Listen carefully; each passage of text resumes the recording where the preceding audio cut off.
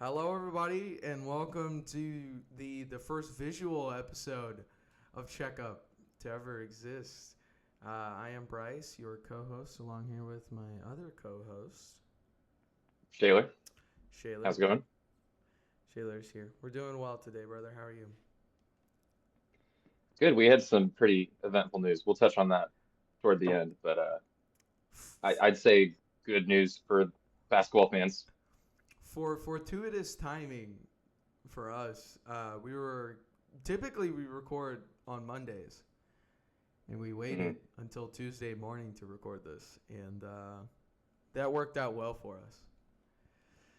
Yeah. Um, Um, Dallas is rejoicing. Dallas, the entire city is in a stupor. They're going crazy. If you didn't know it, you would think prohibition just ended. They're going crazy. But we'll touch on that before long. We've got a fun little game planned for today, right? Yeah. We're we're trying to find a way to like kind of give a shout out to in a creative way some role players, some maybe guys that haven't gotten the love that they deserve so far with good starts and um, to kind of kill two birds with one stone a little bit. We're gonna do a draft and kind of flesh out like a 10-man toe-to-toe head-to-head matchup, kind of like with the idea of like an expansion draft where you have a heap of unprotected guys from each team. You're not able to take the stars, but um, we're gonna do a role player draft and try and envision these teams having to play each other in like a real life setup and so strategically building on a team that we think could actually win full of role players. So we're doing a role player draft today to kind of give some of those guys some love. Should be fun. Yeah. So the idea of this is that we're gonna take 10 players per team, or do you want to do 12? You want to do 10 or 12? I can do either or. Let's Um, let's start with 10. We'll start with yeah. 10. 5 and 5. Um, the idea is that this is your like roster for the season, right? So we are taking health as a factor here. Hmm. This is not just like a single game try to win kind of thing. Roster for the whole season. We're gonna do the serpentine style, and then each of us can only take one player from a team. Hmm. So we can't. There's not gonna be like 5 Thunder players, 5 Philly players, five And whatever Rockets players. if if you take a rocket, I can't take a rocket. That team's off. What? Oh really? Oh man, that makes that a Yeah. lot harder. I thought, yeah, I think that makes it fair though. Damn, It's hard. that's hard. Okay. Yeah. We can abide by that. That'll Okay. make us talk about some different teams. Yeah. Okay. Yeah. Cool. So I'll Could do a record. Yeah. coin I'll toss coin toss. Yeah. Do you have a coin toss ready or something? for the first pick. Yeah. Yeah. Yeah. Yeah. I'm gonna record our teams too. I'm gonna make sure that I write these down. Do you have Okay. a Do you have a coin handy, or I a do. coin toss I application? Yeah, I have a virtual coin. Okay. I'm ready for a virtual coin toss. Okay, it's up to you. Boy. We're at Okay. center field. I'll call heads. Okay. It is tails. Shit. So I will take the second pick. Oh, you're taking the second. Oh, cause I get you. I get you. Yeah, I'm gonna stack up. Okay. Okay. I respect. All right. So I've got a list of a bunch of names that I like. I was thinking Hmm. about this last night, and I was like, okay, we have a bunch of role players. This is not what do you do with a bunch of role players? Okay, Hmm. so you have to. I think I have to just pick an identity and then go just all in on the identity. So even if there's quote unquote theoretical better players available, Hmm. I have to lean into the identity first. So I think I decided that I wanted to go with floor spacing switchy defense. Mm-hmm. So I want switchable guys, and then to just have enough floor spacers on the floor with a good, solid. I think I have a couple of point guards in here that are good, just like table setters. And it's like we'll scrap Yeah. together enough offense by spacing, and then just be like a annoying switchy defense, physical, all that good I like stuff. that. So I this might be the best player on the list, and Mm. we by the way we haven't decided it. Our Yeah, our description of what a role player is kind of arbitrary.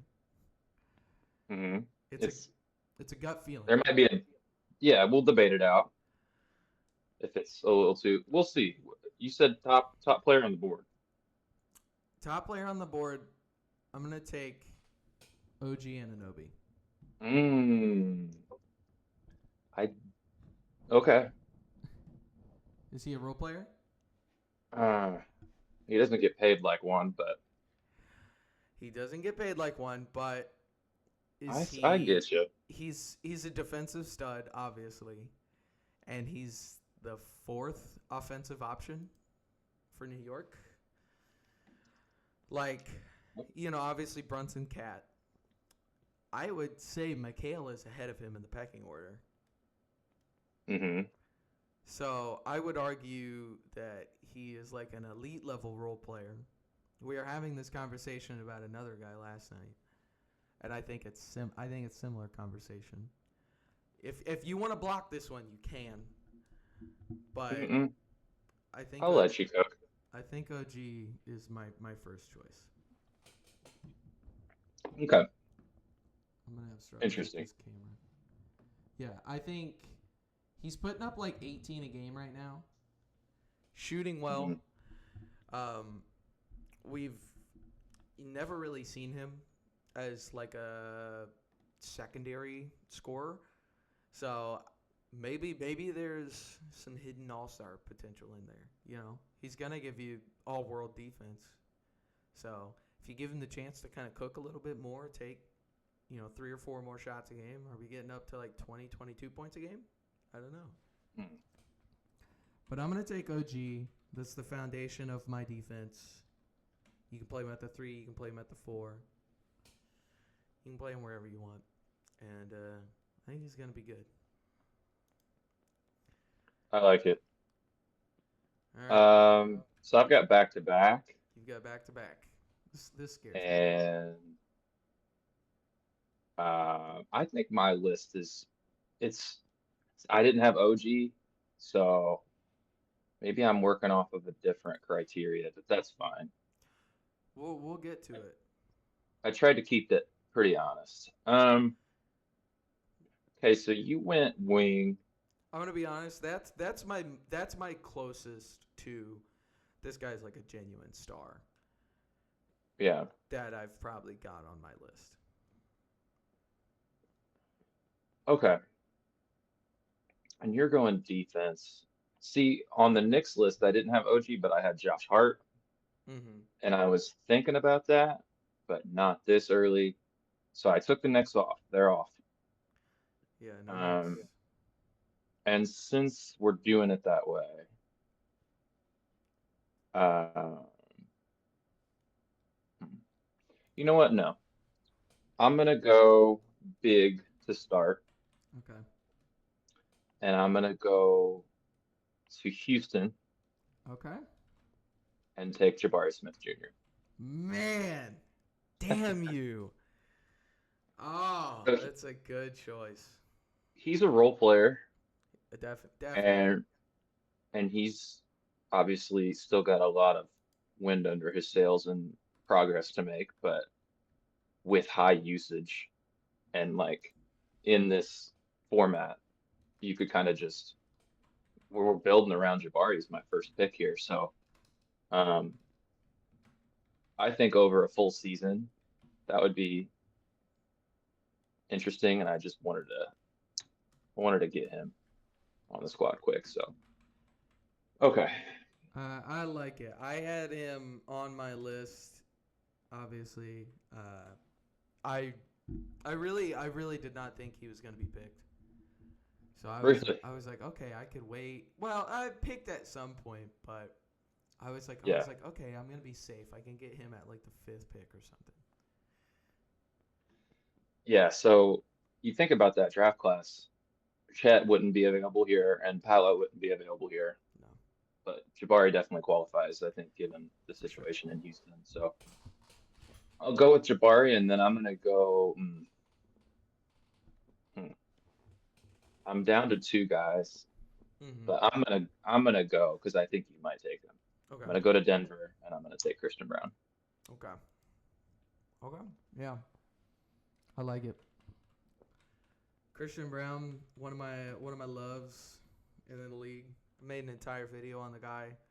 Just hustle out the ass. But that counts, right? Oh That yeah. he's role guy. Oh yeah, for Okay, sure, for sure. Yeah. Hustle out he's the gonna ass. start quite yet. Like great cutter. Just really smart, heady, strong. He's got big body. He could serve to take more threes, but we'll get there. Yeah, is that gum good? Hmm? You never seen that?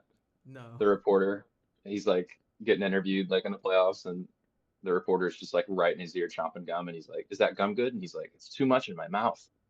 You've never seen that? No. That It's a good rules. one. Pull it up.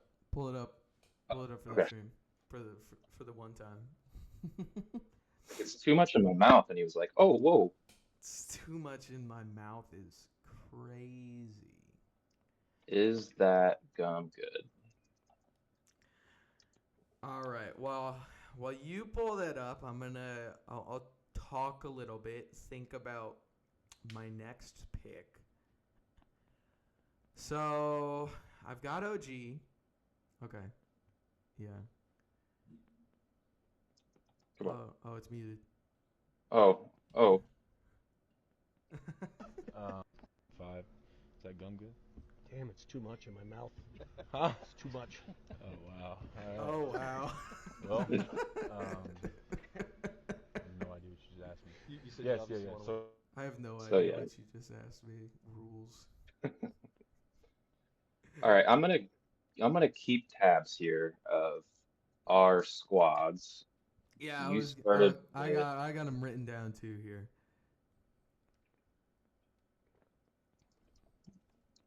But I started with OG. mhm. You've got Christian Brown and Jabari Smith Jr. Yep, I've got is that gum good and Jabari. Bari. Bari. I get so confused when they call him Bari. You know how Rockets fans refer to him as just Bari, not Jabari? Hmm. I get so confused because they have Bari and Tari, and it ruins me. Yeah, I don't know why they do that. I don't know. I've never heard anybody referred to as Bari. No, it's weird. Barry, but not Bari. Barry. Okay. I I think I've got the good. I think I know what I want to do next. So I've got Okay. back-to-back picks. Mhm. First pick, I'm gonna take Isaiah Stewart. I'm gonna take Beef Stew. Okay. Um, That's not who I would have taken from Detroit, but who would you have taken for Detroit? Star. Yeah, I thought about it. Hmm. Beef Stew's better shooter at this point. And I think I don't. Barely. Eh, I think what's he shooting from three this season? We'll find that out. But I think the main thing with Isaiah Stewart to me, like if you're not tuned in, is that he is a defensive beast right now. Like maybe the best like backup defensive big in the league. Like he can straight up switch. like 1 through 5. Mm. It's kind of crazy. He can switch on the point guards, and you have no worries. It's fine. So I really like. I've got switchability, versatility. I got some meanness on my team. We're gonna play with some. We're gonna bump you. We're gonna hit you. You might be afraid that we're gonna swing at any moment. Oh yeah. What are we? Where are we at from the 3? Basketball Reference. Why do you list it so far? He's shooting almost 40% from 3 this season, 39% right now on 3 attempts a game. So I feel good about that. Yeah. Yeah. So some more physicality, some switchability, some shooting. I think I've got to get a guard in here soon. I want an organizer. And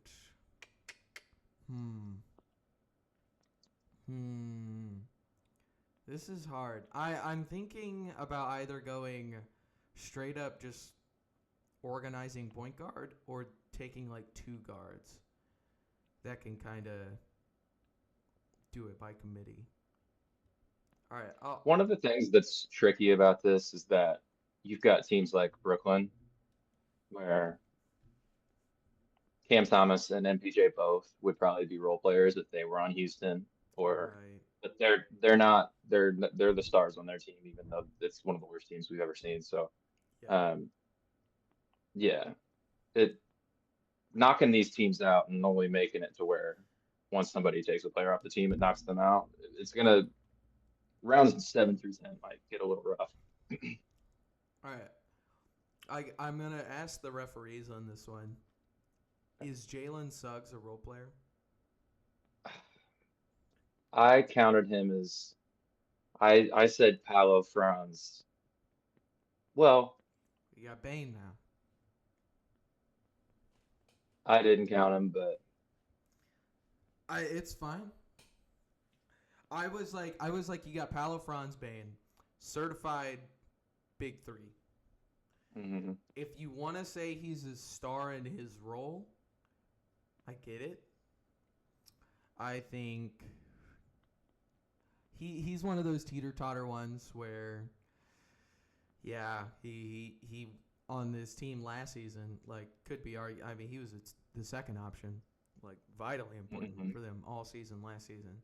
So coming into this season, things have changed up a little bit. So I was curious if I could have that one. If not, I will take another option. I don't want to just get rolled over, but No, we can. I'll pick another one. Let's talk about a different guy. okay. I suppose this is another question then. Can I take Andrew Nembhard? Is Andrew Nembhard a role player? When the Pacers are healthy, is Nembhard a role player? During the playoff run, I probably would have said no.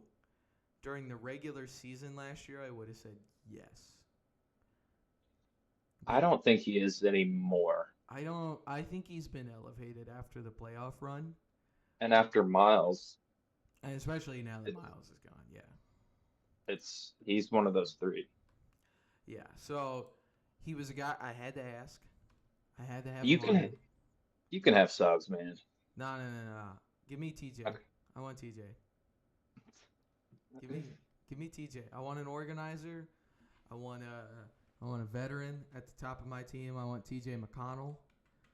I damn near watched TJ McConnell single-handedly beat the Thunder in 2 third quarters. Let me tell you, I've almost witnessed this man perform miracles. So give me TJ, give me some grit, give me some old head leading this team. I know he's gonna barrel his way to the rim.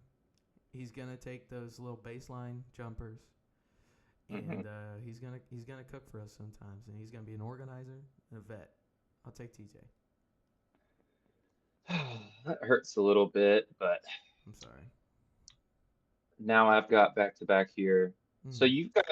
you've got TJ, OG, and Beef Stew. Yeah. So you have an enforcer, you have a point of attack, and you have the greatest basketball player of all time. The greatest, yeah. Um, I've got back to back here, and man, there you could just pick a guy and it'd probably be fine. But we're going toe to toe. This is a team for the full season, so Yeah. This is a big decision. okay. Yeah. All right. So I'm gonna go to your home turf, and I'm gonna take AJ Mitchell. Fuck. I shouldn't have been nice. I was like, I won't. I, I was really like, I should just take AJ and just be Yeah. okay with it. And the Thunder had the most candidates. I just deleted that. But yeah, Caruso is a role player. Hartenstein, I was definitely thinking about putting him next to Jabari, and I can't take it back now. But That would have kind of ruled. there might not be much time left until well, I don't know. If we're just going based off the top three, it's J Dub, it's Shea, and it's Chet. But um, I think not too long in the future, we're going to be associating AJ with that group. Yeah, like Manu. Manu was a star for sure. Yeah, And yeah, this is he this could. is modern Manu. So I kind of surprised myself with that. I'm not going to lie, but I needed to take the opportunity, I think, I was gonna be 'cause honest. If you were gonna let it get back to me with the Thunder still available, I was taking Hartenstein for sure. yeah, Hartenstein, excuse me, Hartenstein. I know how to say his name. yeah, I think that was I went with an impulse there, and I'm kind of reeling now. Um, I like it. That's a good pick. AJ, if you're not tuned in to the AJ Mitchell experience, get tuned in, man. The guy is like he's in his second year. He's played like 45 total yeah, career games, including playoffs, like 50 some. 50 total career games, and to start the season for the 9-10-1 Thunder, he's putting up like 18 a game right now with J-Dub out yeah, on like really efficient shooting. He is an excellent passer. He gets downhill with like ease. He's just a monster. AJ Mitchell is like really damn good. yeah. Diamond in the rough, epitome of it, and he's just in real life. He might not with OKC. He might end up. I think his ceiling is like a Manu. I think that would be anybody's ceiling, really. One of the Mm. 100 best players ever. But um, first one off the bench when everybody's healthy. Maybe he wiggles into the starting lineup every once in a while. There's probably a spot for him, but um, yeah, in this hypothetical, him being fully locked into our starting backcourt could give us some returns Hmm. on that value. So I'm not mad lucking him in. I'm gonna go ahead and just, huh, shit, Yeah, I'm excited to see this stuff. where you go next. I need a big next to Jabari, Mm-hmm. and I need a floor spacer that can that has an absolute clip on him. There's a couple Um, of those guys. you know what? Mm-mm. Nope, nope. I'm going to go. I'm gonna go to Monty Kamara. Ooh. Okay.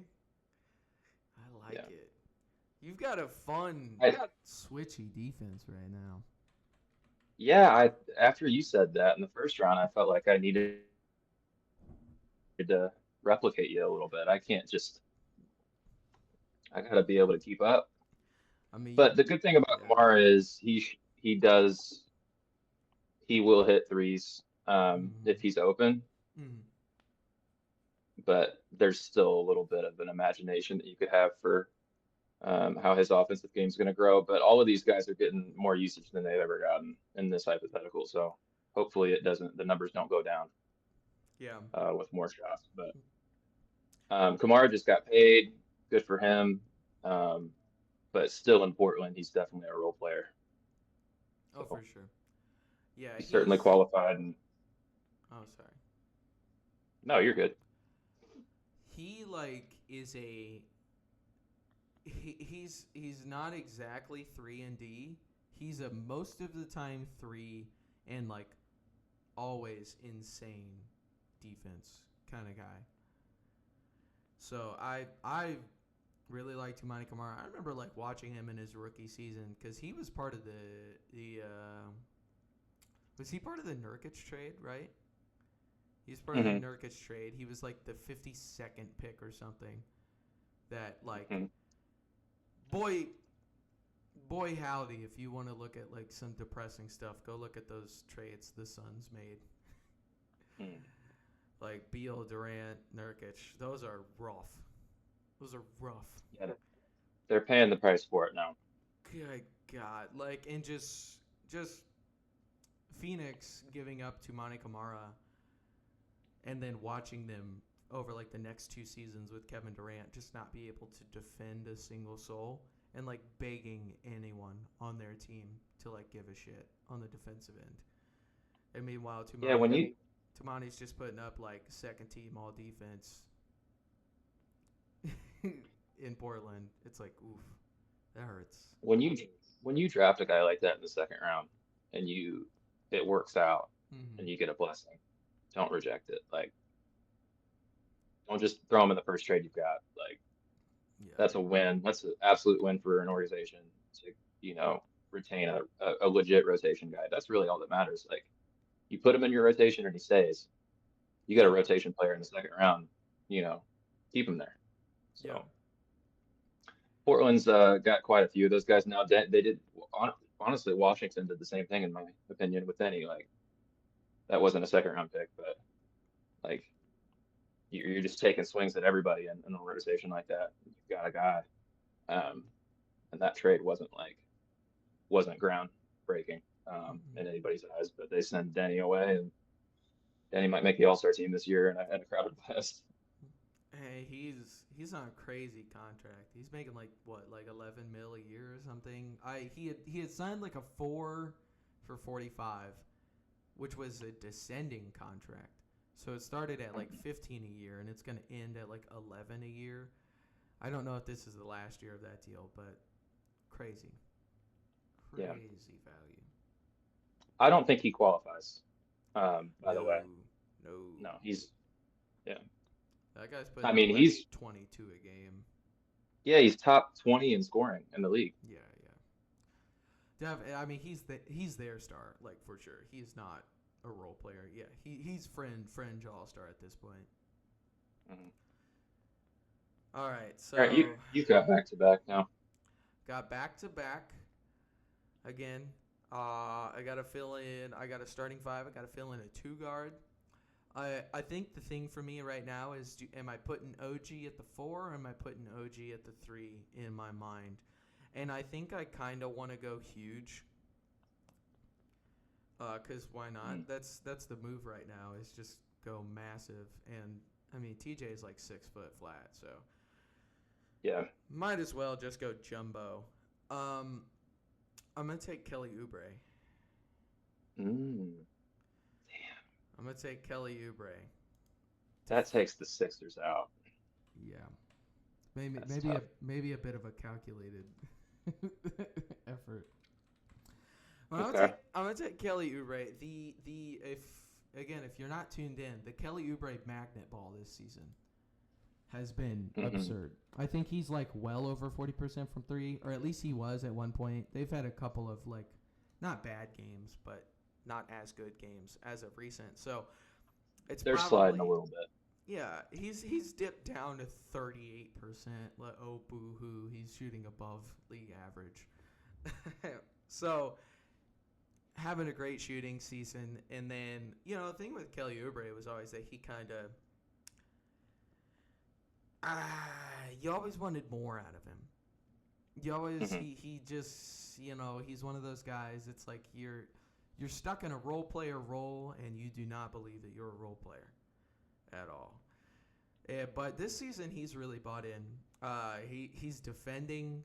They use him to defend like two guards a lot, like wings, because Maxey and VJ aren't really like your best defensive duo. So they use him to defend a lot of two guards, to like switch out onto players, and they're confident, and he's doing well in that role. And then just doing some little things, shooting well from three, just rebounds, playing well within his role this season. Like, he's become really, really valuable to them, and he's the kind of guy that on any given night can just give you like 28 points. Yeah, he would absolutely be able to shoulder the load without sacrificing too much of his skill set. So in this scenario. Yeah, so I'm like, if you feel like he's got it going, he's had 2 threes in the first quarter, like, all right, let's give him like a pick and roll. Let's give him some offside action. Let's give him a dive on the baseline and just let him dunk on somebody. Like, I like Oubre.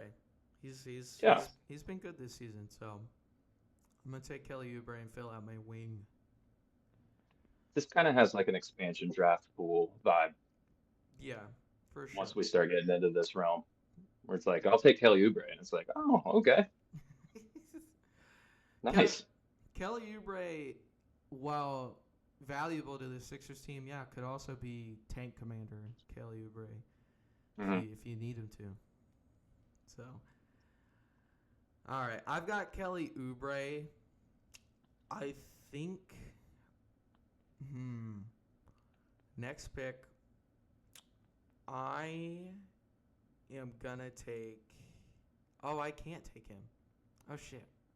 He's on a team we've already done. I can't take him. I was gonna take Miles McBride, but I can't take Miles McBride. He was on my list. Yeah, I can't take solid, great guard. When Tom Thibodeau actually would play him last season, like, he was really valuable to them. So I can't take him. I kind of want another guy that can handle the ball in my starting lineup, because I don't want to give TJ be the only ball handler. So we saw how that went in Game 7. Yeah, bit overtaxed. And I don't really. And we are considering health and age, and it's a full season, so I get what you're saying there. Can I take Pods? Yeah, you can. I use on my list. I'll take Pods. That's a good one.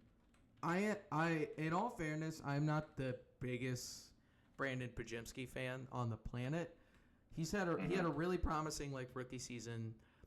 Kind of just popped for them, and they really, really needed his like influx of youth, and especially just another ball handler. Like, as great as Steph Curry is, when you think about him, honestly, it's not normally a Steph as a ball handler. So them having another guy that could kind of shoulder some offensive load, just carry the ball, dribble it, has been really helpful. I think he's a bit inconsistent. I think his shot choice is a little suspect sometimes, but he's a streaky shooter for sure.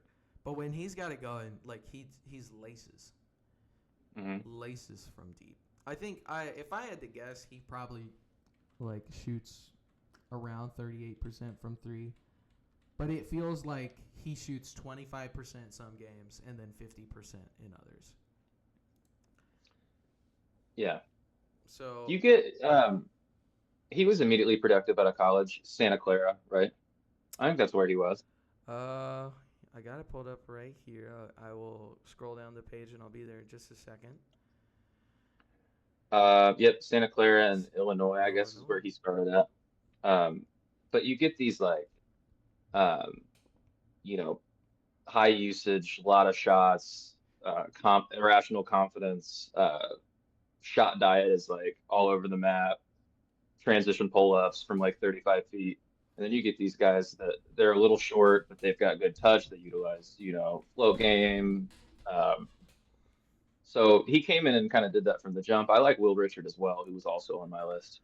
But Good. he was going to be, Buddy Hield was on my list. Trace Jackson Davis was on my list Yeah. for Golden State. So, um, but I like pods. There's some efficiency problems in like what you're going to get on a given night. But like you said, when he's on, it's laces. So, Yeah, he and was sorry. He was 39% from three his rookie season, 37% last season, and 34% this season. So gradual, but I mean it's early in the season. Obviously, again, we just thought he's streaky, so he'll probably spend like the month of December shooting 40% from three, and this will be fine. but he could dribble the air out of the ball. So 100%. that does give you a secondary ball handler. Yeah, it gives me a secondary ball handler. I'm not. He's my backcourt's a little small with Pods and TJ, but I've got enough, I think, size across OG, Oubre, and Beef Stew to kind of make up for it. Right. So, yeah.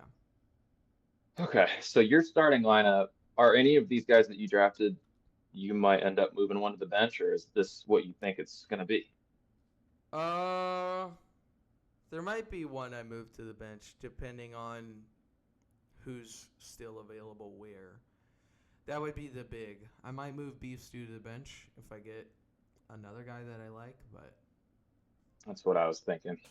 this is what I'm thinking so far. This is theoretical starting five, depending on who you take next. Okay. All right.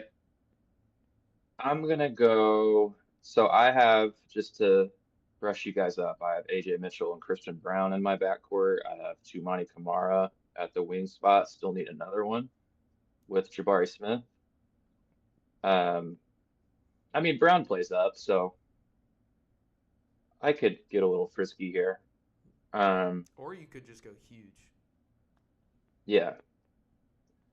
So I was thinking about that. I have back to back here, so okay. I think I know what I'm gonna do here. I'm going to Minnesota. I'm gonna take Naz Reid. Does that count? Oh yeah, Okay. He comes off the bench. So I'm gonna put Nas with Jabari, and it's not like uh, I don't know. I think Nas can switch a little bit. Um, Grew up as a guard. Shout out Jelly fam. So as far as offense, I'm not really worried about a lot of limitations. I think it's gonna be 5 out. And you might be able to put Nas on the block a little bit. But I think Kamara and Brown will be able to help us rebounding wise, and we'll be able to get up and go. AJ's great downhill. Yeah, this team will So run. we're going to be running. And I've got one more here, and I'm kind of just thinking value. Man, there's some good ones left. But I'm going to go to Toronto. I'm going to take Grady Dick here. Okay. Yeah. Okay. I like it. Another shooter. Yeah. I also And did a video on Grady Dick. any given night, I could end up spot starting him. I might just I could move Jabari or Nas to the 5 now. Run a little bit smaller. I don't have to play both of them at the same time, but I wanted to make sure with Jabari, because Jabari's fun. He was my top pick because I thought he might be gone, but I'm not infatuated with him, and Nas is used to coming off the bench or starting. Anyways, one of them can start, both of them can start, what have you, and Grady can end up coming in if we need shooting on any given night. So, yeah, that's who I'm gonna go with. I like it. I just made a video on Grady Dick like a week ago. I think he's being like misused by Darko in Toronto, like pretty horribly, tbh. Mm-hmm. Like He really is standstill, like very uninvolved. It's like that dude can hit movement shots, and they don't utilize him. Like they don't play fast. They don't have a point guard. They don't have anything that like can insulate and help Grady Dick out. So I think you've got like a great passer in AJ Mitchell who's got to get up and down the court. It could easily, like if you had that pairing, they'd be fun. Yeah, you could play fast in the half court too. It doesn't just have to be like you're a fast team, you're utilizing transition, you're getting and going, you're doing that stuff, but you're also the ball's flying in the half court. Um, you know, you're passing and cutting and moving around the perimeter, getting it in, getting it back out. Toronto's just, yeah, I wish he was somewhere else. And in this hypothetical, we've got him on the fastest team you could ever imagine. So, um, yeah, I felt like now was the time to go there because I was afraid you were going to go there next. Yeah, I was thinking long and hard about Pirtle. Hmm. Um, Yeah. I'd be concerned about the health aspect of it all, but as far as like role playing centers, like Jakob Pirtle's great. Yeah. But I don't know if I have anybody outside of like Pods that would have like great chemistry with him, like as a pick and roll partner or anything. It's a fantastic screener.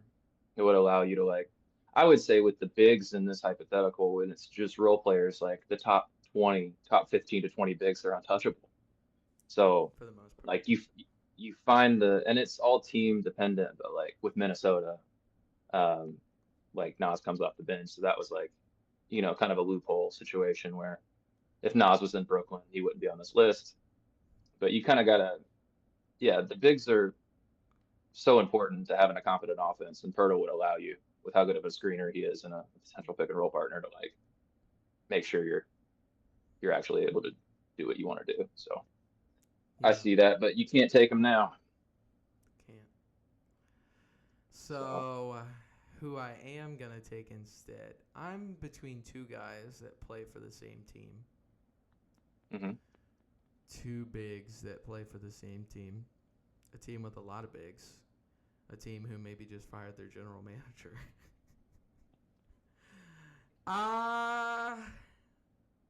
I'm gonna take Daniel Gafford. Okay. I'm gonna take Gafford over Lively.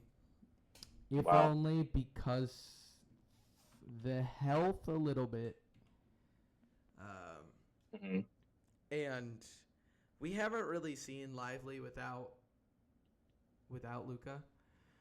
And I think Luka is just such an excellent high IQ ball handling individual that like he elevates these guys like a rim running bouncy big. And he just kind of elevated him a little bit, and I think we got a little crazy with the Derek Lively hype.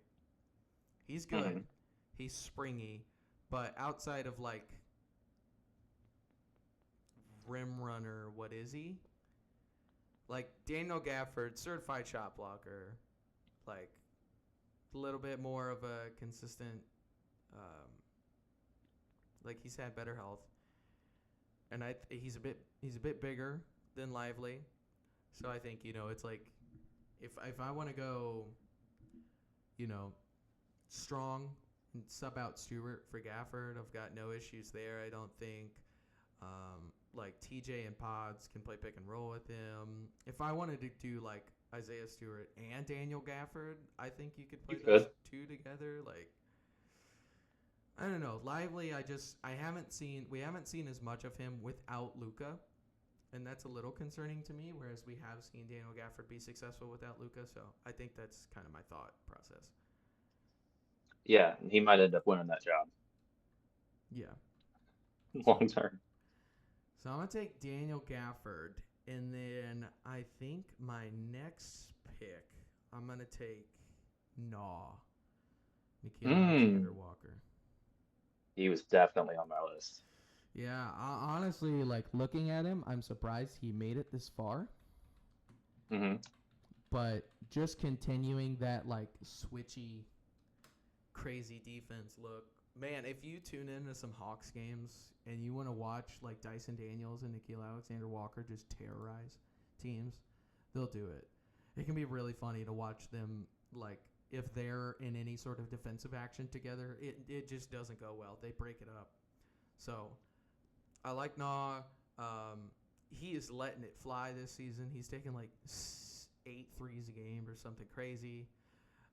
He can shoot. He can handle a little bit. Has some like point guard tendencies. Played point guard at Virginia? Is that where he went to college? Mm-hmm. So I like Nah coming off the bench. Again, another guy like if I need to pull TJ or something and throw Nah in at the 2 guard with pods, like I've got no problem. I'm not worried about it. So I think he kind of fits the motif. No, it gives you another ball handler and another shooter, but yeah, he could definitely handle the ball. And I wouldn't say I could say you needed another one, but yeah, that was a great pick. It was Virginia Tech, by the way. But Virginia some. but yeah, that's a good one. You just used up your picks, right? I'm back up. Back to you, my friend. Okay. I mean, believe it or not, there's a lot of good role players in the league, and there are still a lot of good ones left. A lot of good options left. But I think I need a true guard. I have AJ and Brown, but I don't really have a true guard. I think you're going to take one of my next picks. It's between 2 guys. Yeah. I think you're about to devastate me. I'm going to go to Milwaukee, and I'm going to take Ryan Rollins. Whoa. Not where I was at, but okay.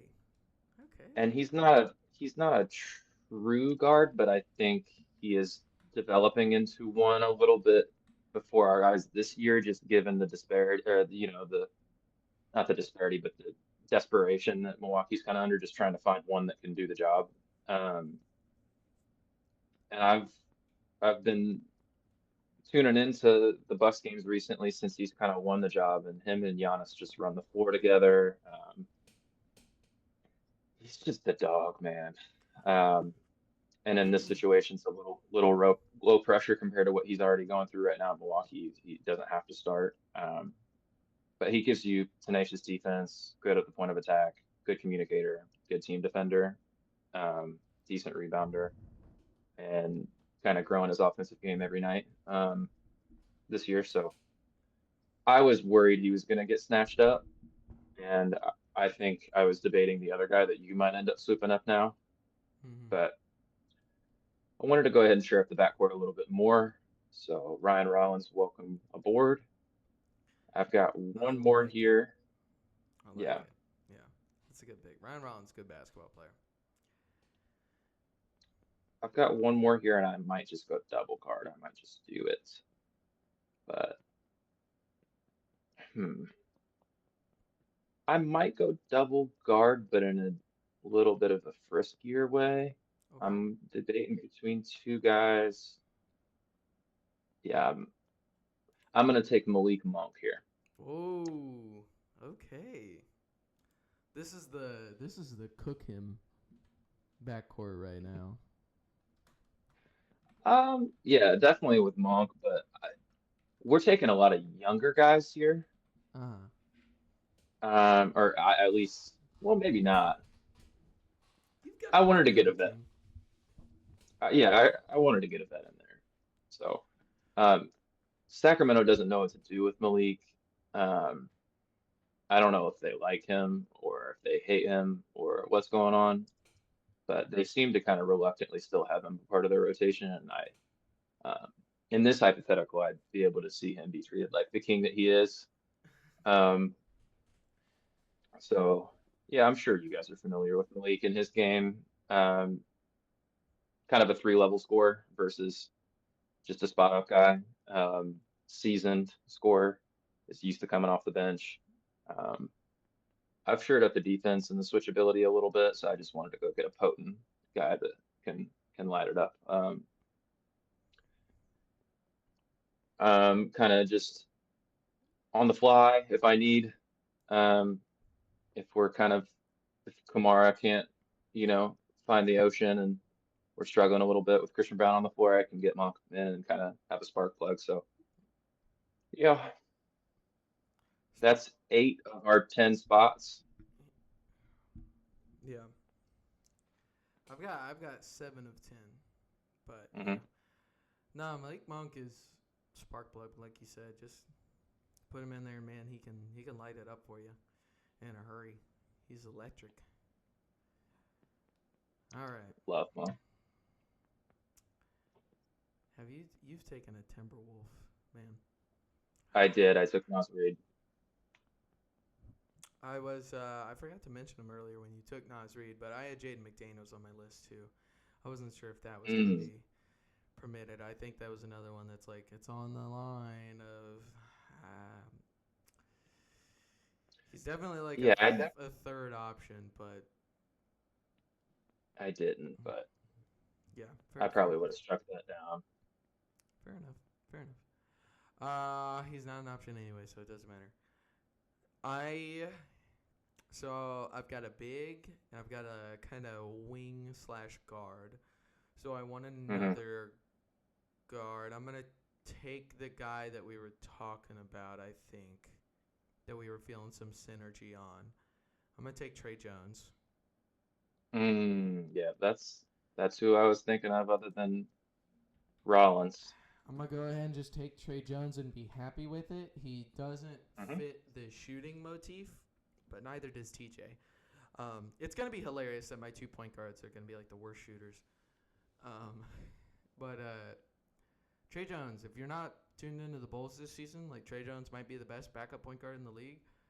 Maybe, possibly. There's an argument for it. Like he generates a ton of steals and turnovers. He's just like a solid, heady vet at this point, although I think he's probably been in the league for like 4 or 5 years.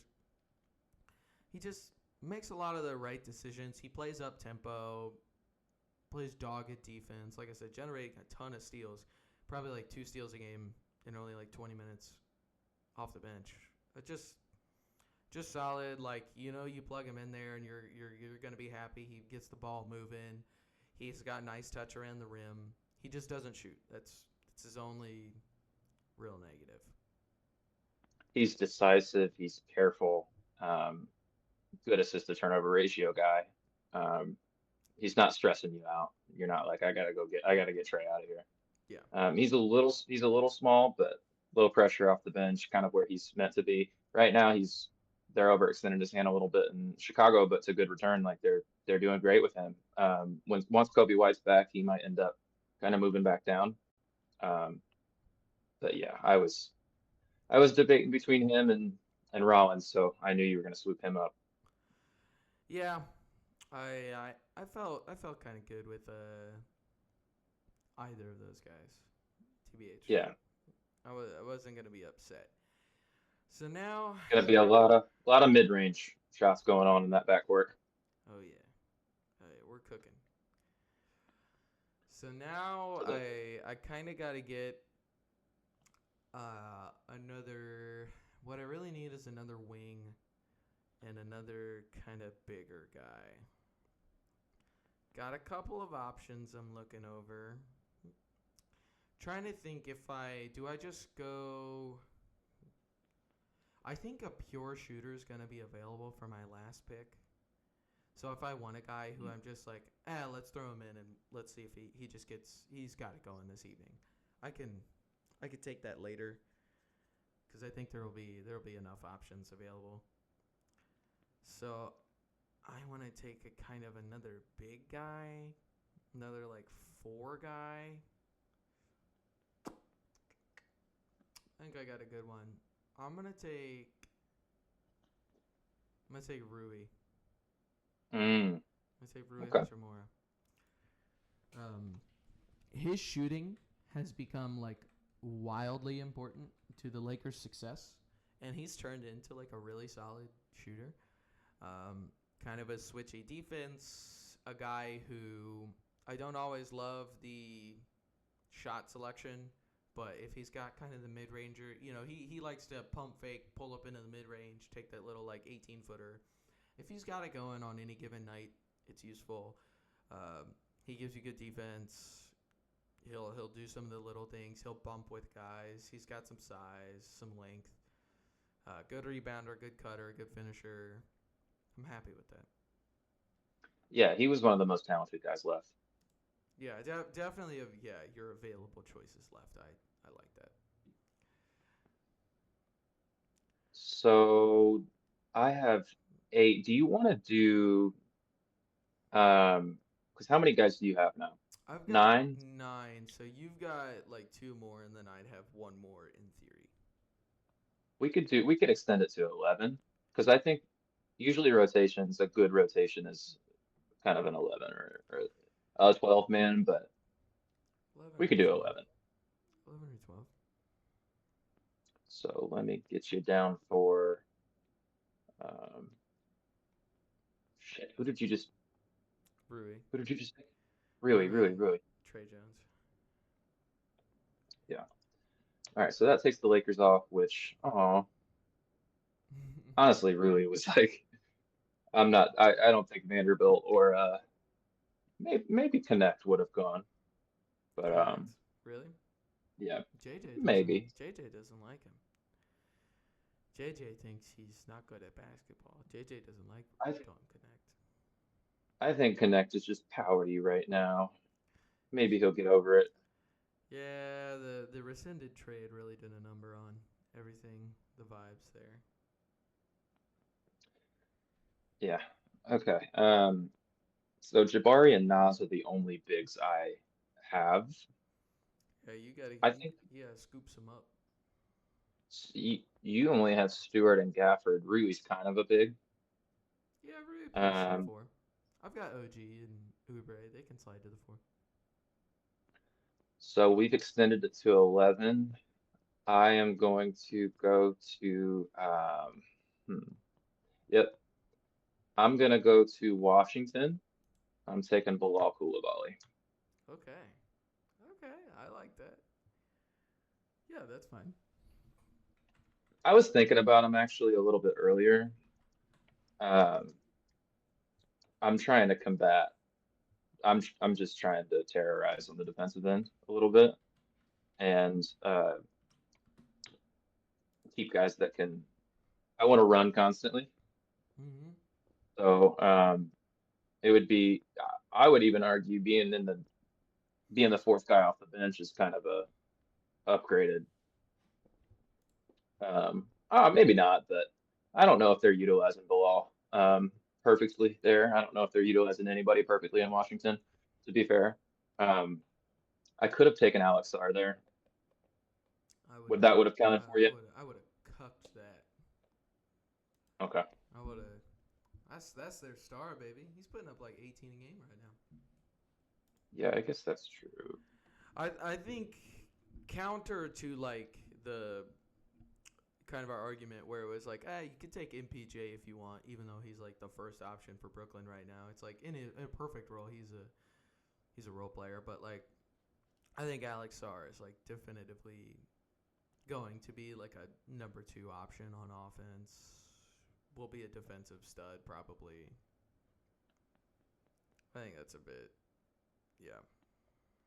Okay, so the teams that we have left, we have the Heat, the Cavs, the Celtics, the Magic, the Hornets, the Spurs, the Suns, the Grizz, the Jazz, the Clippers, and the Pelicans. Mm-hmm. Yeah. I'm gonna go ahead and just double up on wings. I'm gonna take Herb Jones. Okay. So I have 10. You're going crazy on the perimeter defense.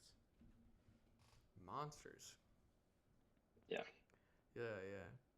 So, the Tumani, Bilal, Herb Jones defensive trio might feed families.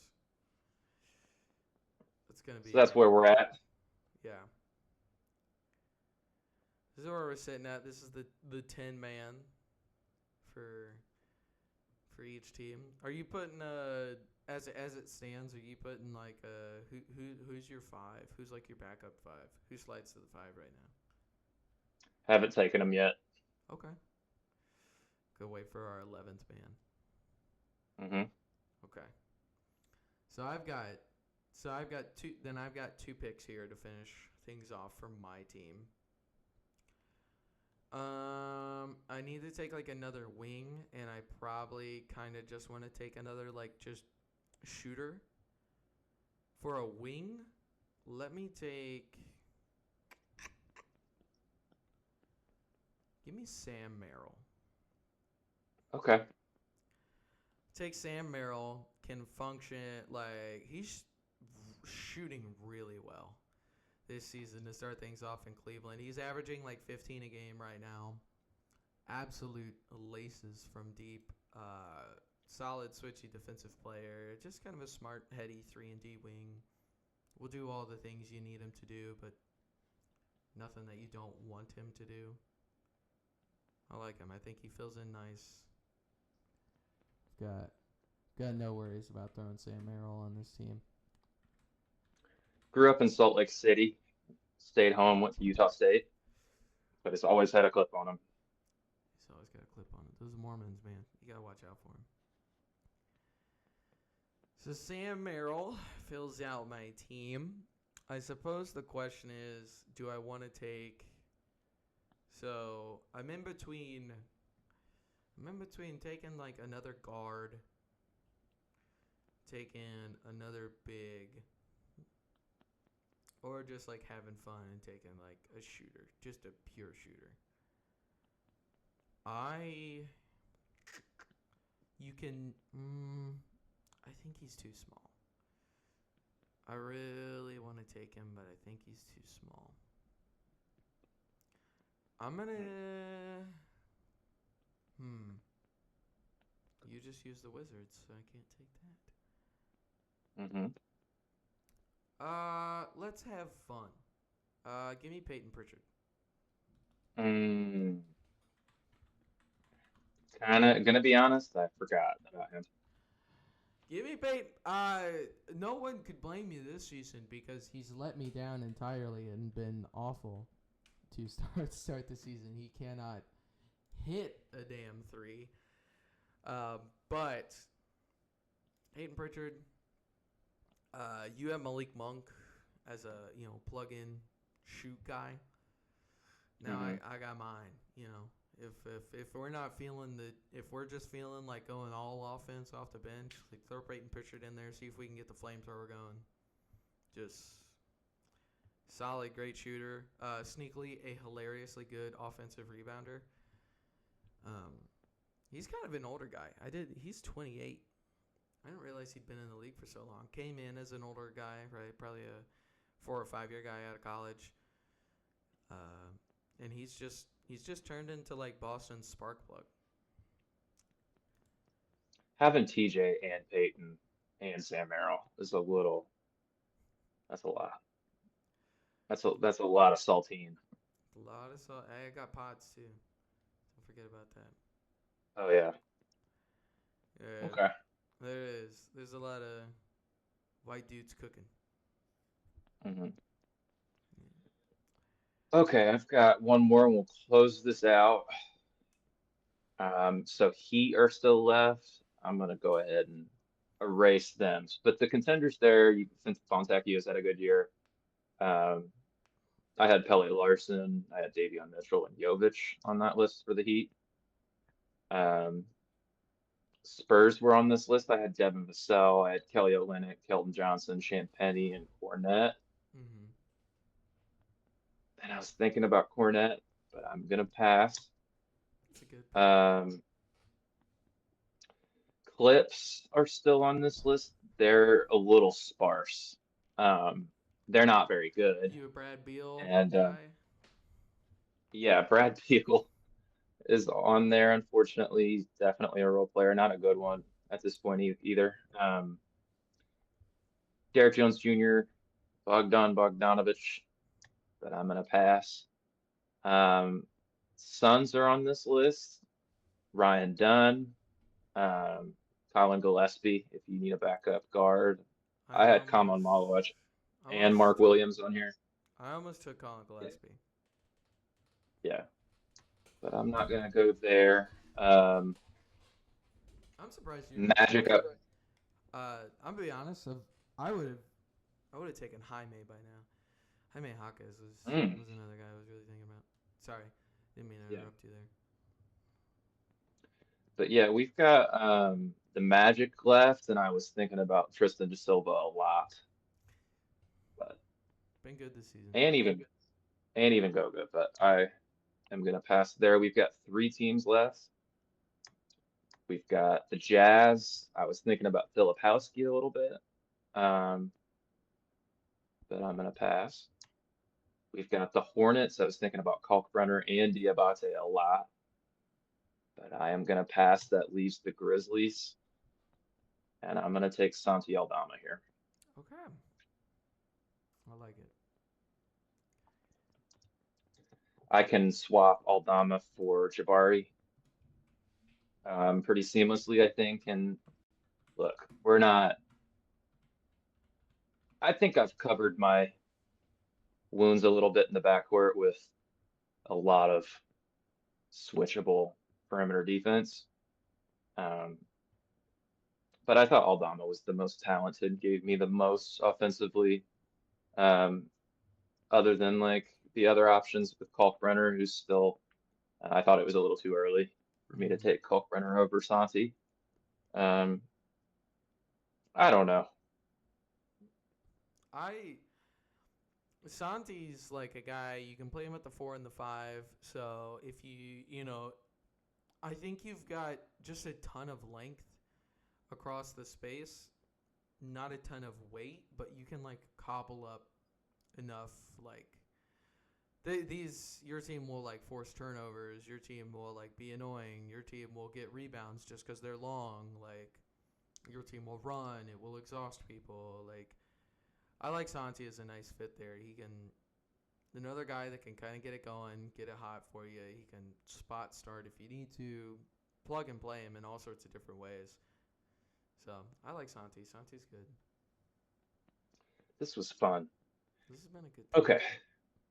So, do you want to rearrange um, your lineup at all? Like move some guy, like move Gafford to the starting 5 or something.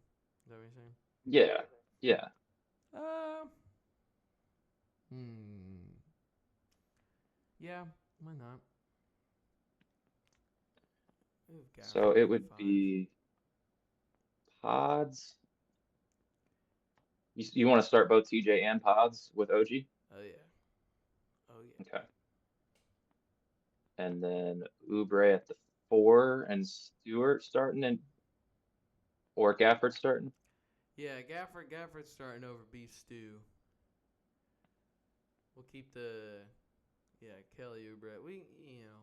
Kelly Oubre, Or you could OG on the wings. you could start Rui and have Oubre off the bench.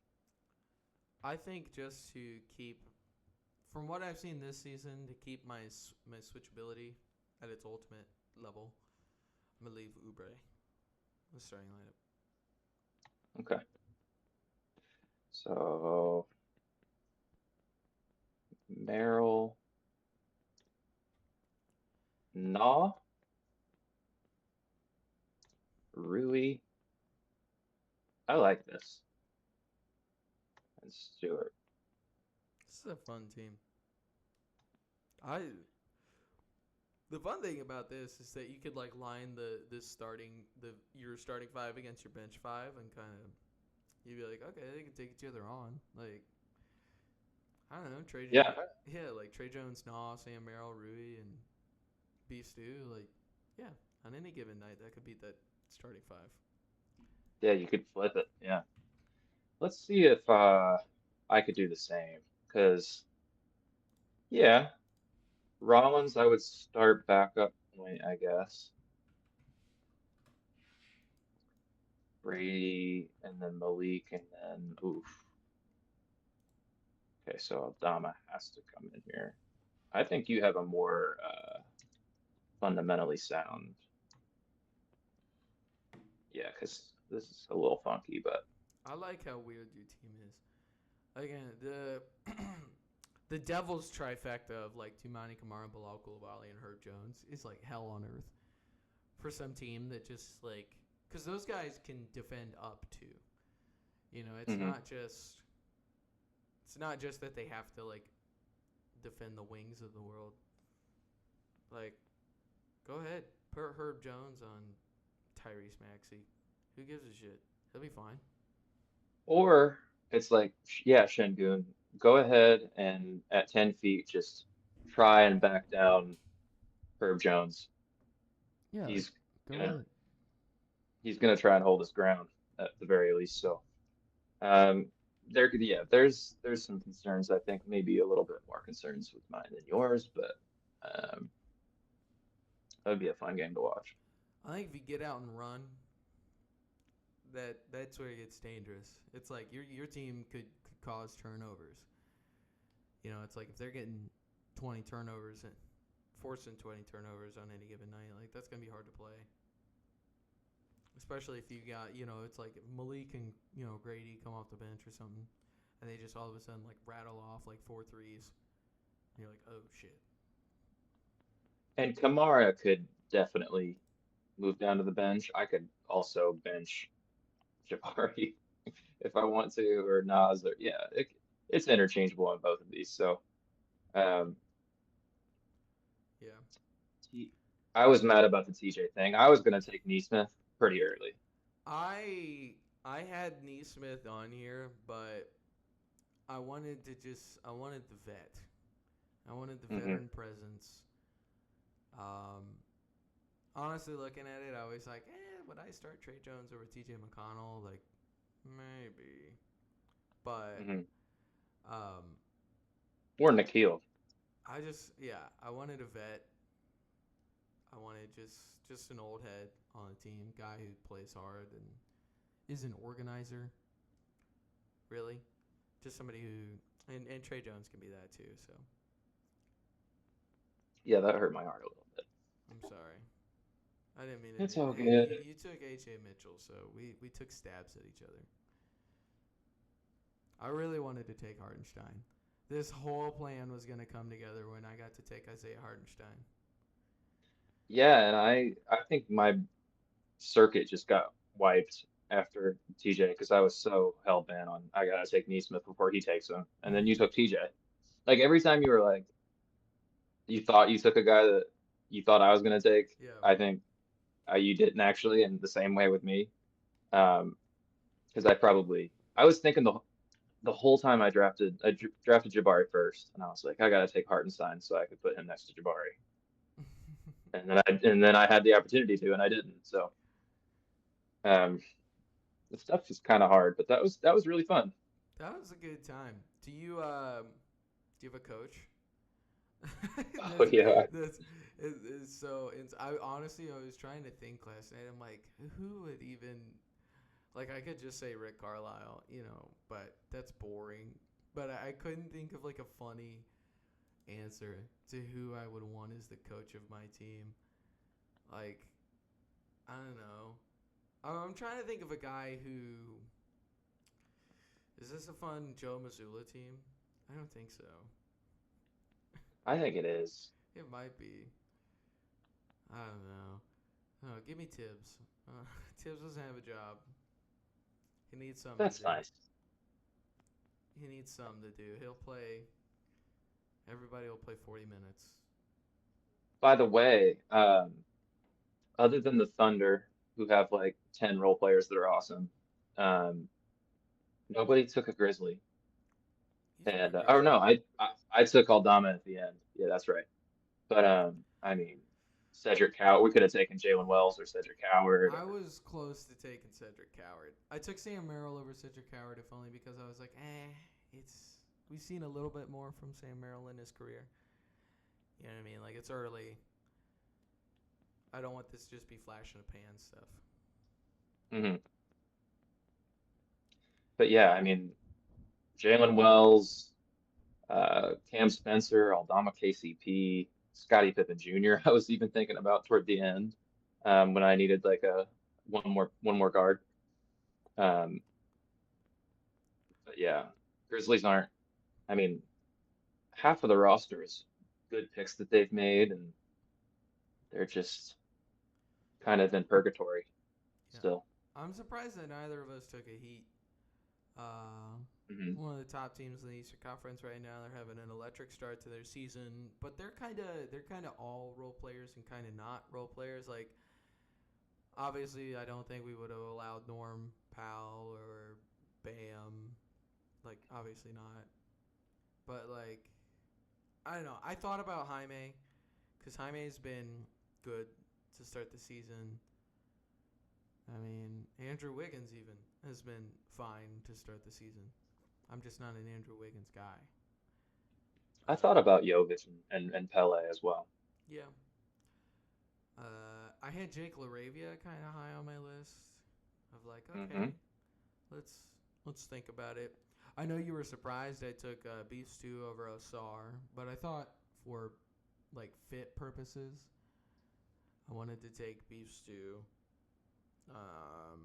Trying to think if there's any other guys that I really like was like, I wish I had the chance. Honestly, when you said you're taking a guy from the Rockets, I was like, there's no way he takes Steven Adams, like number Mm. one. Because that's where my mind went immediately. Like, I kind of forgot about Jabari Smith, even though I have him down, like written down. Um, yeah. I was thinking about taking because with Phoenix, they don't really have. They have Nick Richards, they have Mark Williams, and they have come on Malawash. And we are taking health into consideration, so I did not take Mark Williams because that is a constant problem. But Malawach intrigued me. He hasn't shown really much of anything yet. Um, but yeah, Ryan Dunn as well in Phoenix. Mm-hmm. But there's just so many guys like that. Um, I took Herb and I took Bilal and Kamara. Like they're all kind of the same guys. So Right. Yeah, I. This was a lot of fun. This was a lot of fun. The only other guy that I wanted to take but didn't get a chance to was Kevin Herter. hmm But I was like, rather have Trey Jones than Kevin Herter for this team in particular. But Kevin Herter's been like really good in Chicago. Been very good for yeah, Chicago. yeah. So I big fan. But yeah, that was fun. I had a good time. It's a good exercise. I think we'll plan more of these drafts. Play more hmm of these types of drafts. We can play around with these in the future. All right. Do you want to talk any any in the week prior? Anything? You see that swag? Yeah. You see that? That's a tough fit. Um, Um, Before we completely shit on Dallas, we'll talk a little bit. I want to talk for just a second about the week of basketball that was. Last Monday, was probably the craziest like night of basketball games we've had this season. Just mm, the Desmond Bain game winner, the Wemby 2 threes in the last minute against the Bulls, the what else happened? The Heat, the Heat winning an overtime game against the Cavs with .4 seconds left on the clock on a wide open Andrew Wiggins lob. The insane Pistons Wizards game where Cade missed the most shots in a single game ever by one player. But still is had. that true? Yes. I saw that on Twitter this morning. Wow. It was 14 of 45 from the Mm. field with 46 points. 45 shots is insane, man. It's so many. And he put up 46. It's hilarious. So, crazy night of basketball. You had the Bucks Mavs was fun. The game that got Nico fired. Yeah, and Atlanta at the end, right? Yeah, and then Atlanta Clippers, where like both teams tried so hard to give that game away. They tried so hard. Both of them wanted to lose that so bad. So just Yeah, wild night of ball. yeah. It was one of those nights where like every game you're trying to pick a game to watch, and you're like, oh, okay, this it's 65-67, and this one, oh, this one's 4 seconds left, and it's a one possession game, and Donovan Mitchell, you know, jumps straight into the air, turns his body, Oh, two is about to step out of bounds. There's two guys in his face. Like you think they just won the game, and then what? That was Cavs Heat, right? yeah, it was Cavs Heat. Yeah. Like Donovan Mitchell gets Sam Merrill gets a open three in the corner. Well, not open, but misses the shot in the corner, bounces off the rim. Donovan Mitchell gets the offensive rebound. Maybe steps out of bounds on the baseline. Maybe runs it to the opposite corner, turns and fires over Khalil Ware, who is 7'1", and just straight through the hoop. The Bane shot to win the game and the Donovan Mitchell shot to win the game were like on opposite sides of their respective courts, but like the same shot, like same distance, fade away, contorting your body in the air, multiple contests, like onions, and then Magic end up being able to have that be a game winner. Donovan thought it was a game winner. Then Eric, best coach in the NBA, takes a timeout. It's never been easy. They advance to the other side of the court. And wait, no. Yeah, because it was DeAndre Hunter who gets brushed. He brushes off at DeAndre. Wiggins flies wide open. They throw a lob straight to the square for a wide open uncontested dunk to win the game. Yeah, they go to do this like it looks like they're doing like a pin down action. So like Andrew Wiggins is setting a screen for I don't remember who. Maybe it's like Norm or something. Norm. To get open. But then it actually just turns into Norm like setting a back screen for Wiggs. So they basically, like the Cavs for some reason are deathly afraid of the Heat taking a jump shot with 0.4 seconds left. And just they're like, oh my God, Norm Powell's going to pop out to the 3-point line. We got to defend that. And then so it just turns into a back screen. And then I think DeAndre Hunter thought that him and Merrill were just going to switch, and that wasn't communicated properly. So then Andrew Wiggins just dives to the rim where he's completely wide open. There was nobody in the paint. It was weird. It's crazy with 0.4. 0.4 is crazy. Yeah. I've got the Bane shot real quick if we wanna watch this. Mm-hmm. I'm gonna share the screen.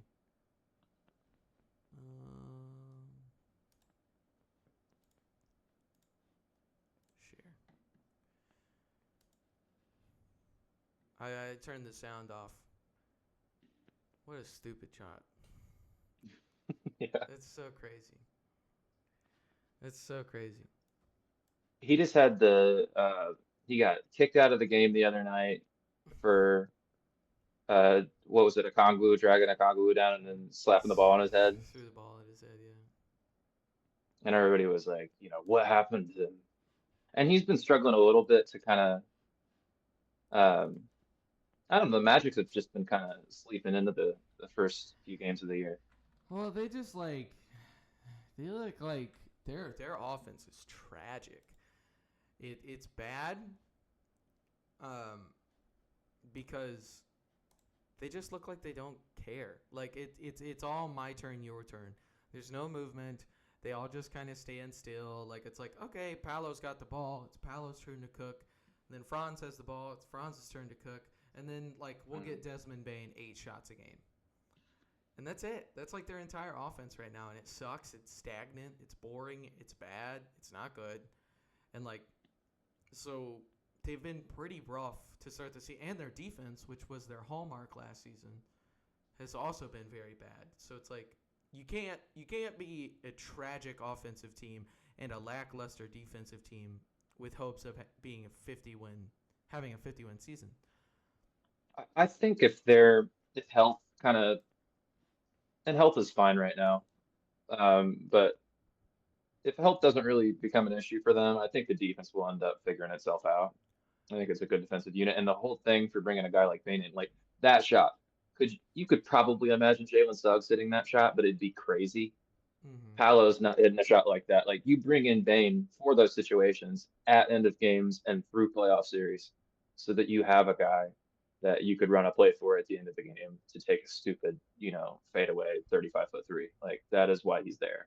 So like they're 100%. gonna end up needing him to, you know, run the. I mean, Paolo's obviously gonna be an option as well, but like be the point guard for the last 3 minutes, honestly, and just kind of be Well, at the head of those actions to get offense. It's just offense. and it's like the reason that KCP didn't fix their shooting problems last season is because when you just take a shooter, you take a good shooter, and like they were a bad 3-point shooting team, like bad, actively bad. And when you just take a good shooter and just put them into a team that's bad at taking threes, it doesn't just fix everything. Like you have to be more creative. And Jamal Mosley's creativity right now is like sticking Desmond Bane in the corner and just letting him stand there for an entire possession. There's no off ball screening actions to get him open. There's no stagger screens. There's no like pick and pop. There's nothing interesting happening. So they bring Desmond Bane in. They trade 4 first-round picks for him, and you're hoping like, okay, I'm gonna hope this guy fixes our shooting problems. And you just stick him in the corner, and you expect that to fix everything. It's not going to. It does nothing. He's a bulldog and he's a secondary ball handler and he always has been for. I mean, he handled the ball a little bit, especially when Ja was suspended for 25 games and like he has experience like running offense. So like he's not being utilized well, to be fair. And um, I don't know if Orlando ends up becoming a spot where they have a head coaching vacancy if they continue like this. And it'd be interesting to kind of hypothesize on who could come in there to fix that. I think there are a couple guys that don't have jobs. Um, Mm-hmm. Mike Malone would be interesting, honestly. But That'd be interesting. Tibbs doesn't have a job, and I'm not saying he would love to. He loves sticking campaign and Miles McBride directly in the corner as well. But that could fix their defense a little bit. Um, and he would be playing Suggs and Paolo and Franz like 43, 44 minutes a game. And just They just need a kick in the ass right now, and it's like yeah. get back to being that physical, like dogged team that you were.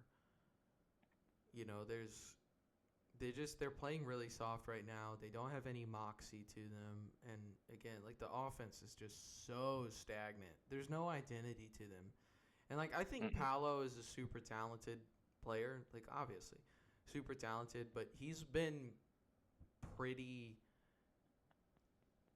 I think like a pretty big letdown for me. Like he's really inefficient right now.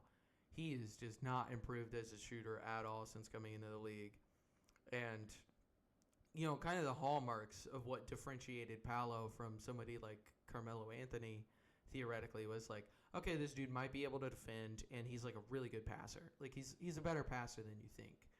But none of that is present right now. Like he's jacking up like awful shots every single possession. But it's hard to tell what's coaching, what's player choice. You know what I mean? Like I don't know whose fault it is per se, but the coach is always the one that bites the dust first.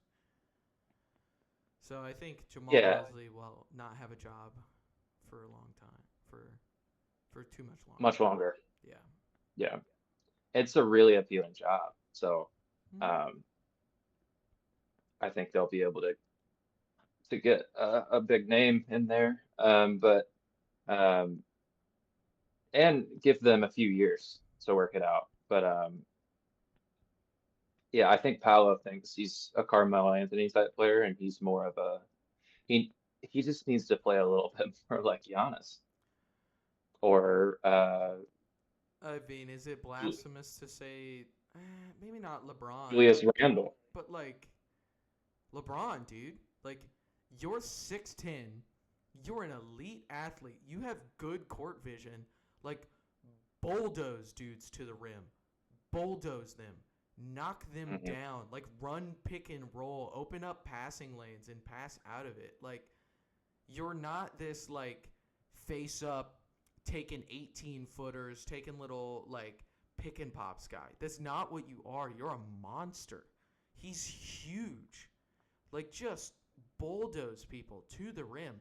Take them to the rack. Be strong. Like take more threes. Get this like mid-range thing out of your game because you're an inefficient mid-range shooter. And an inefficient mid-range shooter is mathematically the worst shot in basketball. And that's what he's doing the most. And that's It's all he's infuriating. doing. It's all he's doing. Like I'm not even lying when I say he should play like LeBron. Yeah. I'm not like you're fast, you're mobile. Get out, run, move. Yeah. Go grab that rebound and run like, a freakazoid. Just go. Yeah, the problem is like instead of Paolo taking that ball off the rim and running it down the court, and like Franz is setting like he's bringing it like Paolo's bringing it up the left side, and Franz is setting a fucking pin down for Desmond Bain to come rolling around to the top of the key. So Paolo's like pummeling dudes up to the rim. You freed up Desmond Bain on the wing. It's like, and then Franz is in the corner or he's rolling to the baseline, and it's like, okay, maybe I can pass to Franz. He'll have a little dump off in the dunker spot, or I can hit Desmond Bain out on the wing, and we'll have a wide open transition three. Instead, it's like Desmond Bain just runs to the corner, Franz runs to the wing, Wendell Carter runs to like the baseline, and then they all just stand around, and then Paolo runs the ball down the court, and then pulls up from 16 feet and just bricks it. That's all that happens in their offense constantly, and it's like you could be doing so much more. Mm-hmm. So we'll see. We'll see with Orlando. Yeah. All right. Oh, we'll watch this 53 seconds of the. So Sam Merrill misses that. Mm-hmm. He almost He might have stepped out. It's close. They didn't look at it. They did not. And the Heat didn't have a challenge or anything, and there was no call, so they couldn't have challenged anything. Mm-hmm. But yeah, and then. Oof. Oh man. Yeah. Did you see both of those? Did you see the possession before this, by the way, where the Cavs got 3 offensive rebounds? Mm. And like they missed the first 3, offensive rebound, missed the second 3, offensive rebound, and then they swing it to Mobley, and as Mobley is like wide open taking a 3, Kenny Atkinson takes a timeout, and then Mobley follows through with his shot, and Mobley makes it. So like they got 3 offensive rebounds, and Mobley makes the shot, but Kenny Atkinson like calls a timeout as he's shooting it. So they wiped that away. They missed the initial 3, and then that crazy. And then this, yeah, I'll be interested to watch this in some more. Yeah, so Norm runs off. Yeah, Yeah. So they've got like a little double screen set up here. Hawkes clears out, and there's nobody down there. Oh, that's so smart. That's so smart. Eric Spoelstra's so smart. So yeah, they had this little like kind of stagger screen action. And then they think Wiggs is about to run off of this. Yeah, so they just think Norm's getting this pass. But then Davion Mitchell just flips to his right and sets the immediate screen as soon as Norm runs off of it. Easy lob. It's unbelievable that there's nobody down there, though. Eric Spoelstra's so smart. Yeah. But it is unbelievable that they didn't like. I'm trying to watch Mobley, because DeAndre Andre has his eyes on Wiggins. Yeah. And Mobley, I guess you can't leave Hawkes in the corner, but Well, Donovan Mitchell should not be defending the inbounds. Like, who gives a shit? Let him pass the ball. Who cares? Just put 5-on-4 out there. Put one guy at the rim and then have 4 other defenders. You know what I mean? Who cares about the inbounds? If you even, that's what I would have done. Like, just put Mobley at the rim. Just let him stand in the paint and then put 4 other guys. Wow. What a play. Eric Scholes was so dang smart, man. There was a play from last season where I think when Jimmy was still playing, it was pretty early in the season. They were playing Dallas or something, and they had like another game winner that was kind of similar where it was just like, oh, it was that easy? Mm-hmm. Yeah, to have that stuff ready on the fly is incredible. Yeah, that's a good play, man. That's a good play. So we can talk a little Nico before we leave. Let's talk a little Nico. Shout out Derek Queen, by the way. Pelicans got their first 2 wins of the season. I'm gonna play Derek Queen highlights while we talk about Nico. But yeah, Pelicans got their first 2 wins of the season without Zion. Derek Queen looks like baby Jokic, and it rules. It's awesome. Let's talk about Nico.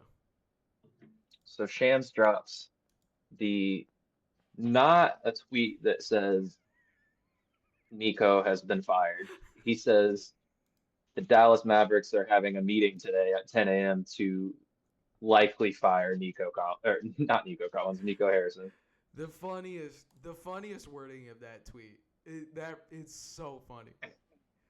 Breaking news: Dallas is having a meeting today at 10 a.m. And Nico's on the chopping block. Which, real quick, shout out to Mark Stein. Mark Stein had it first.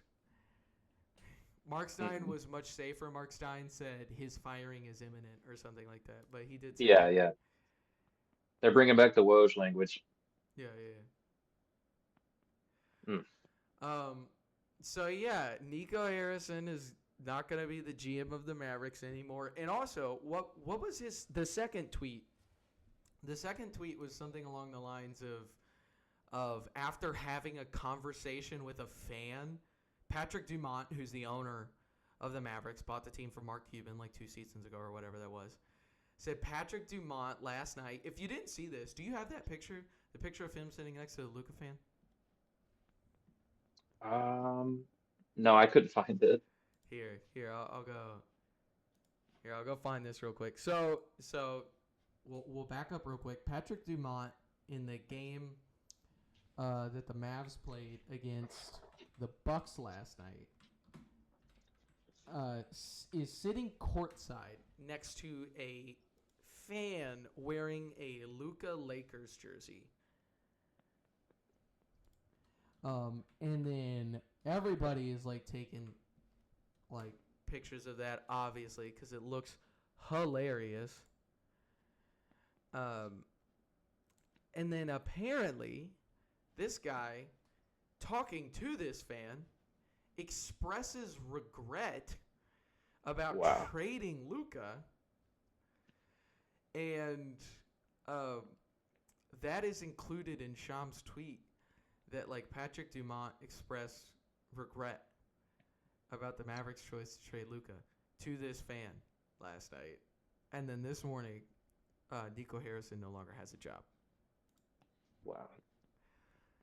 So yeah, 18-year-old Mavericks fan. This kid. Has enough money to get courtside seats and picks his outfit for the day. Well, I was even seeing something that said,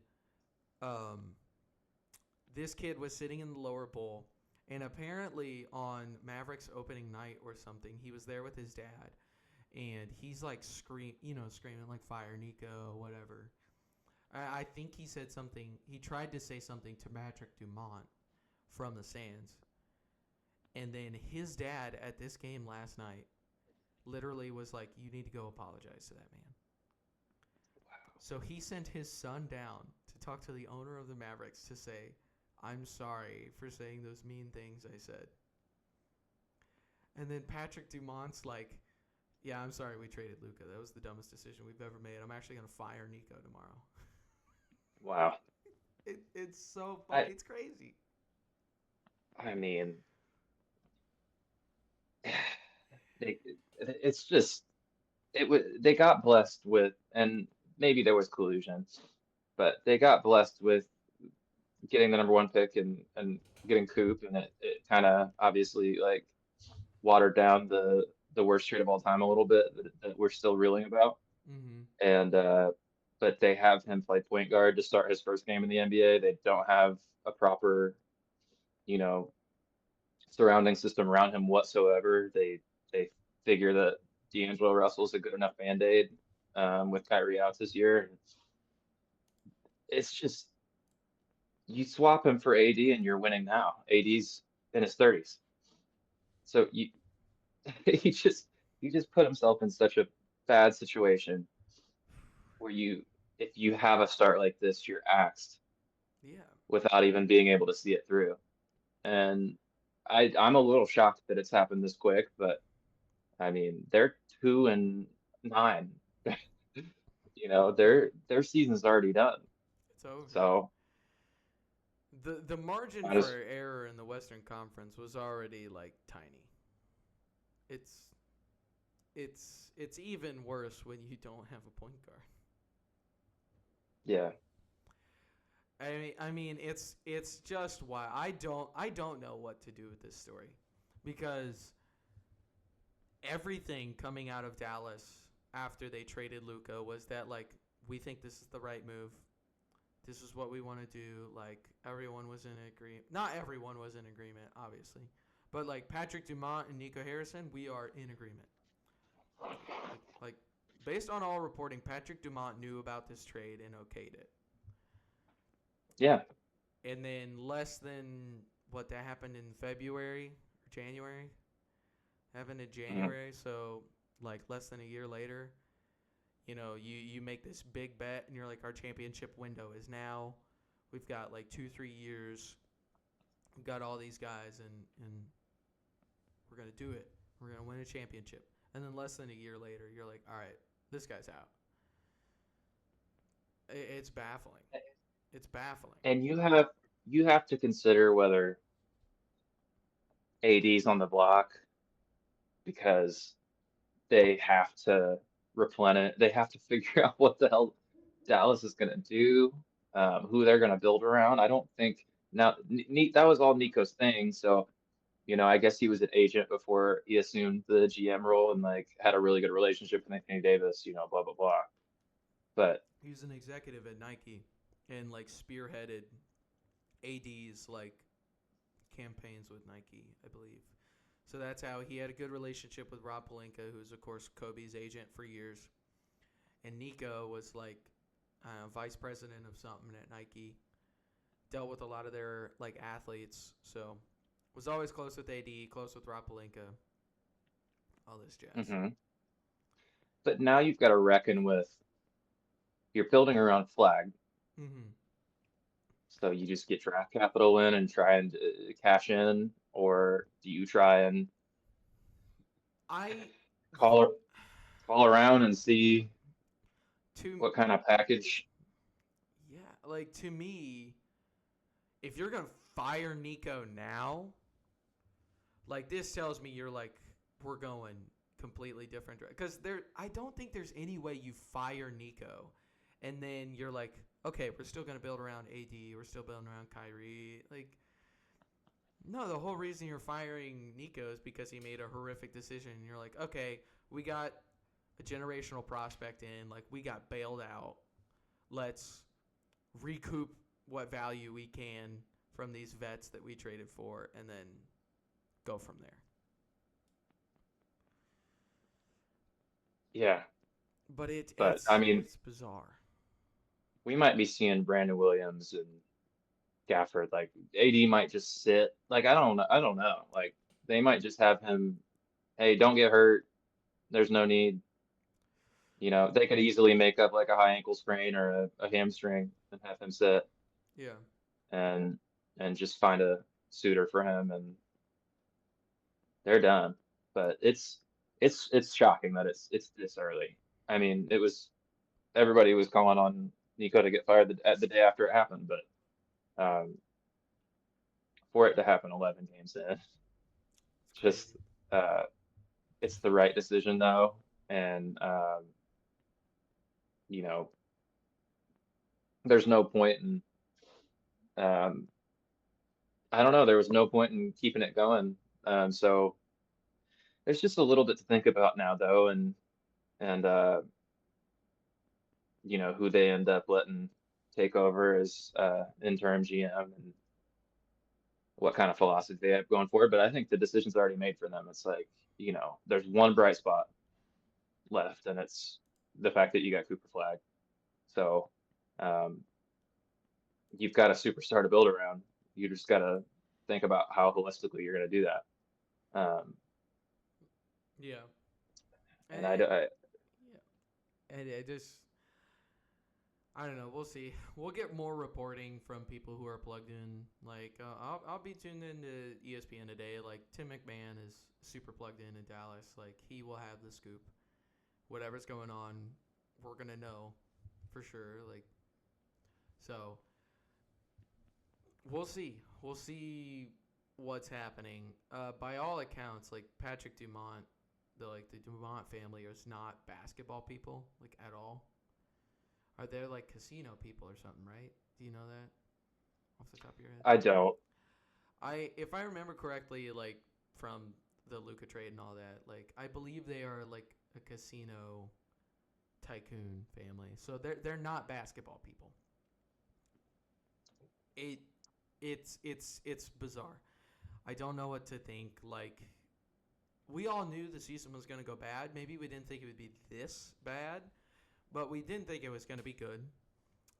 It's awful right now, and this is a snappy reaction. 11 games in, you're an eighth of the way through the season, and you're like, all right, this guy who we were fully on board with, 6-7 months ago, he's out. We're changing the entire trajectory of our team. So, I don't know, man. Yeah. They're like, we're just gonna go ahead and get it done. And yeah, Dumont was a casino guy. He was married to the daughter of Miriam Adelson, and he began working for the Adelson-owned Las Vegas Sands Corps. Ooh, Las Vegas connection. Interesting. Yeah, I don't know. There's a The conspiracy theory out there that doesn't take that long to think about. Like, there's a you know, lot of conspiracy theories out there. Again, when you want to dive into the Palinka Nico connection, like, yeah, mhm. yeah, there's some shit, man. Yeah, and there's no easy way to, get a team over to Vegas, but we want to expand and like, I don't know, you got a connection to casino companies in Vegas, and There's uh, there's no way it's in, Dallas though. in order to completely tank a franchise, you got to trade Luca, and they do, and they get flagged, and they're like, well, we've got a guy that gets people in seats and gets people excited, and we're gonna go 2-9 and fire the GM, and then have a tumultuous year, and then in a couple years, the fan base is so broken that we could just move the team.